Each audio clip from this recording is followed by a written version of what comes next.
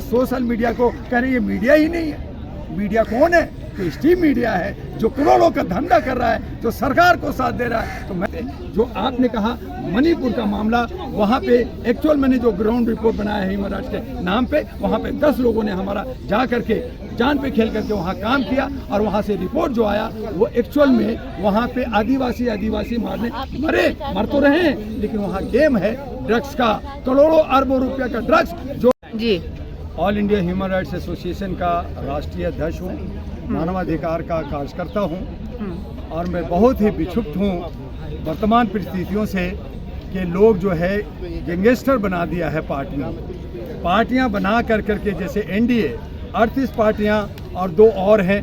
तो हमने कहा 40 चोरों का, अली बाबा 40 चोरों का मामला है, जहाँ पे सारे के सारे कॉरपोरेट कंपनियां लगी हुई हैं और देश को लूटने में और देश को अपने तरीके से चलाने में, जनता जाए भाड़ में, जनता की शिकायतें जाए भाड़ में, ये लगे हुए हैं। और उनको हराने के लिए अब बना है इंडिया, जो कहीं न कहीं अलग अलग क्षेत्रीय पार्टियां हैं, उसमें राष्ट्रीय पार्टियां जैसे कांग्रेस है और आम आदमी पार्टी है, ये लोग मिलकर के 26 पार्टियां मिलकर करके इंडिया बनाया। लेकिन ये सब चाहते क्या हैं? ये सब चाहते हैं कि मुझे एन केन प्रकार तरीके से सत्ता मिल जाए और मैं देश का दोहन और शोषण करूं, देश का, चाहे आदिवासी नंगी हो, चाहे हमारी महिलाएं मरे, चाहे हमारे नौजवान बेरोजगार रहें, चाहे शिक्षा बेकार जाए, चाहे एजुकेशन जो करोड़ों का एजुकेशन महंगा कर दिया गया है, बड़े बड़े इंस्टीट्यूट और कॉलेज यूनिवर्सिटी बना दिया गया है, वहाँ गरीब का बच्चा कैसे पढ़ेगा?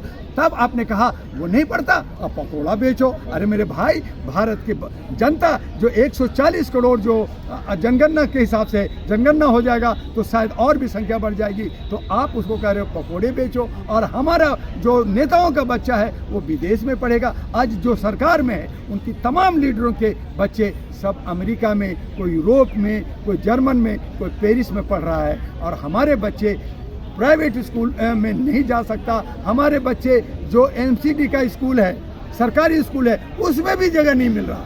तो एक शर्म की बात है। तो आप ये असमानता की खाई को बढ़ाया जा रहा, और इसीलिए मैं डॉक्टर दुआ ने हमने ये तय किया कि इन 2 जो एनडीए और इंडिया है, उनमें से जो अच्छे लोग हैं वो साथ में आ जाए और जो बुरे हैं हमें उन्हें छांटना पड़ेगा, हमें उसको छन्नी लगानी पड़ेगी। आपके साथ और क्यों उसके बाद में एनजीए राष्ट्रीय महागठबंधन हम लोग बना रहे हैं। हमारे साथ 219 पार्टियां इस वक्त है और 268 एनजीओ है।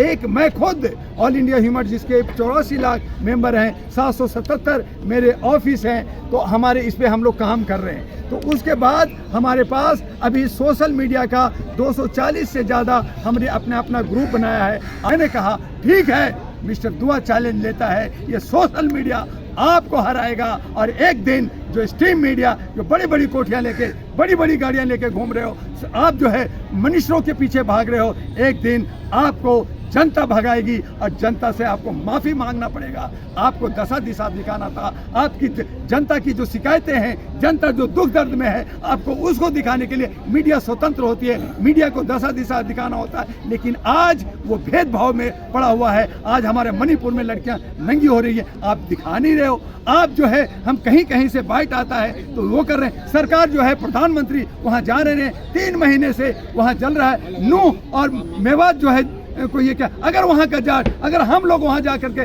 5 दिन डेरा नहीं डालते, लोगों को नहीं समझाते कि नहीं ऐसा मत करो, अपने भाइयों को मत मारो, क्योंकि जो है गलत वो मार करके, डंडा मार के, गोली चला के, पत्थर मार के भाग जाएंगे, नुकसान आपको होगा। और नुकसान हुआ तब हाई कोर्ट ने कहा आप यहाँ किसी घर पे बुलडोजर अभी नहीं चलाएंगे जब तक पूरी इंक्वायरी न हो जाए और ये पता ना चल जाए कि दोषी कौन है। जो दोषी होगा उसको सजा मिलेगी। लेकिन आप बिना जांच पाँच के आप घर गिरा रहे हो, आप मार रहे हो, जेल भेज रहे हो, तो वो घर टूट रहा है। उसके घर में कोई एक कमाने वाला है, वो नहीं है, वो भूखा, उसको कौन देगा खाना? तो ये हमारा विषय है। तो इसलिए हमने आज जो सब्जेक्ट रखा था NDA versus India versus NDA, यानी अगर एनडीए चाहिए तो क्यों चाहिए और क्यों नहीं चाहिए, और इंडिया चाहिए तो क्यों चाहिए, क्यों नहीं चाहिए, और अगर ये दोनों नहीं चाहिए तो फिर कौन? तो तीसरा फ्रंट हम लोगों ने एनजीए राष्ट्रीय महागठबंधन जो है, एनजीए नेशनल ग्रैंड अलायंस का नाम दिया है, जिसमें 220 पार्टियां, 268 एनजीओ और 240 से ज़्यादा हमारा जो है ये सोशल मीडिया हमारे साथ है, हम इसको आगे बढ़ा रहे हैं। जो ग्रास रूट से जुड़े हैं, जो ज़मीन से जुड़े हैं, जो लोगों के पास आर्थिक संसाधन नहीं है, जो लोग पढ़े लिखे लोग हैं, जो एमएलए एमपी बनना चाहते हैं, हम सब मिल करके हम उन्हें आगे बढ़ाएंगे और इनको करारा जवाब देंगे। इसलिए आज का ये कार्यक्रम है। डॉक्टर साहब एक क्वेश्चन है जनाब, ये बिल्कुल टाला जा सकता था। यहाँ पे बदले की भावना आई कि मुन्नू मनेसर आएगा, हम उसको छोड़ेंगे नहीं, ये जुनैद है, ये फलना। अरे मेरे जुनैद है, उसको अरेस्ट करो, अंदर करो। आपने जो है मुन्नू मनेसर अरेस्ट करो, अंदर करो। आपने जैसे उत्तर प्रदेश में आपने इनकाउंटर करा दिया बदमाशों का, अच्छा किया, भेज दो बदमाशों को बुलडोज। लेकिन आप उस तरह से आप जो है मोब लिंचिंग कराते हो, आप आतंक फैलाते हो, आप पूरे इलाके को डिस्टर्ब करते हो, तो उस इलाके में जो है सीधे साधे लोग, किसान लोग भी रहते हैं, मजदूर लोग भी रहते हैं, छोटी सी झुग्गियों में भी रहते हैं। उनका क्या कसूर? उनको मारा गया, उनको गोलियां जलाई गई, उनकी घरें झुग्गियां जला दी गई, क्यों? और जो मारने वाले थे वो फुर हो गए, उनको क्यों नहीं पकड़ रहे? क्यों नहीं पकड़ रहे?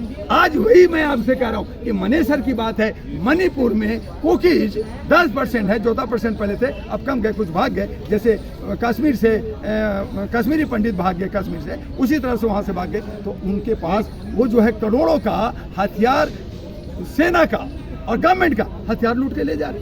डॉक्टर साहब एक और कुछ नहीं बोल रहा। एक क्वेश्चन वहाँ दबाना था तो प्रधानमंत्री को वहाँ जाना चाहिए था। पहली बात, हमारे एनडीए जो सरकार है वो चाह रही है, चूंकि इलेक्शन सामने है, वो कह रही है कि हिंदू मुस्लिम लड़ते रहो, हमें तो 30% वोट चाहिए, हमें वोट लेकर के सरकार, हमें सत्ता में रहना, मारो साले मरने दो। क्यों?